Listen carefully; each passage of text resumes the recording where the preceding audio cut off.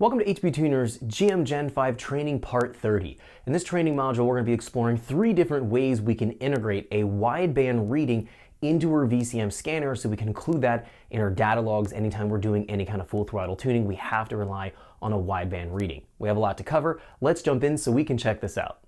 Okay, so let's get started. We're going to be taking a look at how to bring in a wideband reading into our VCM scanner software so that we can integrate that into our data logs. So we can see an actual wideband air fuel reading when we're doing our open loop, full throttle, high load type of tuning.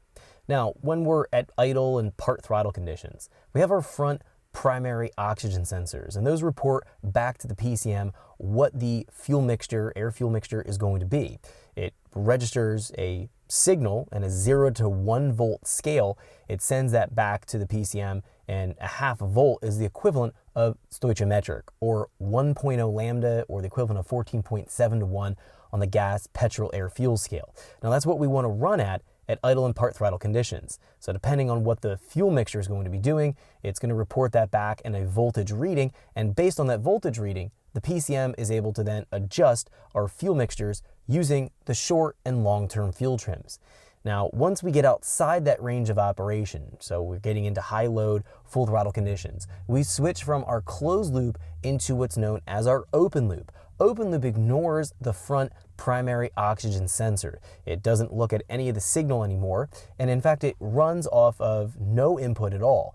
We have a power enrichment mode. So once we exit closed loop and we enter our full throttle, high load conditions, we're in power enrichment. In power enrichment, we command a richer target mixture. So a richer lambda reading, a richer air fuel reading, depending on what kind of unit scale you're going to be working with. We command a richer mixture, and we're going to find that in order to determine what the actual mixture is doing, even though we're telling it to richen up, we need to see what the actual mixture is doing. We need a wideband to be integrated so that we can actually see what the true proper air fuel or lambda reading is going to be. Because the front primary sensors are a narrowband sensor, they are not accurate at leaner or richer mixtures than 1.0 or stoichiometric 14.7 to 1 gasoline, petrol, air fuel. So we have to have a wideband in order to do any actual full throttle tuning, and we're going to learn how we can bring a wideband reading into our VCM scanner here in this particular tutorial. Now we have a couple different options. The best option, and the first option I'm going to be showing you, is how to integrate a wideband reading from an AEM serial stream type of gauge. So I have a specific AEM X series gauge, and it is going to have an OBD2 pass-through that's built into the gauge that plugs into the OBD2 port, and then you plug your MPVI2 cable into that pass-through module. What this is going to do is allow an OBD2 PID channels list, or channel itself, to come into your channels list here on the side. We can actually bring that directly into our channels list.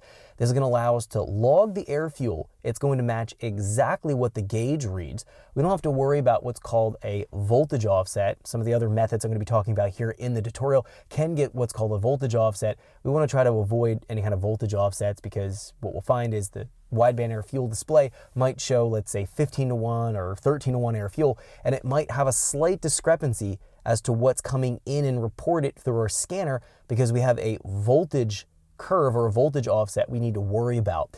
Now, in the case of this OBD2 PID serial stream coming into our VCM scanner, so it's going to be broadcasting the actual digital signal right through the OBD2 stream, we can log it right through the VCM scanner. We have no worries of a voltage offset happening. What we see on the gauge will match exactly what we see in our logging channels list here over on the side.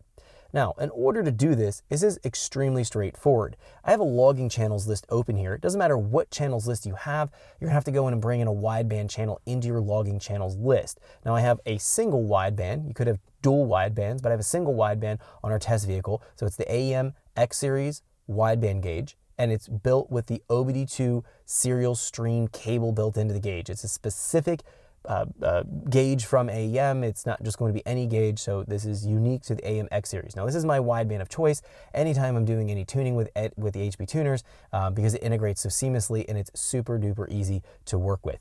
So let's go and take a look at how we're going to be integrating this. So the first thing I want to do here is click anywhere I have an open field in my PID channels list here on the left-hand side. I'm going to go up here into my gear icon, or the add channel icon right here. And that's going to allow me to go in and search through PID. Thanks for checking out our teaser clip. If you want to see the rest of this video and more than 500 hours of current EFI training we have to offer, make sure you click right here. If you want to go and check out more teaser clips from this training course, click here. And you don't want to miss any of the videos we're going to be releasing on this channel, so make sure you subscribe and click here. Thanks for watching, and I'll see you guys later.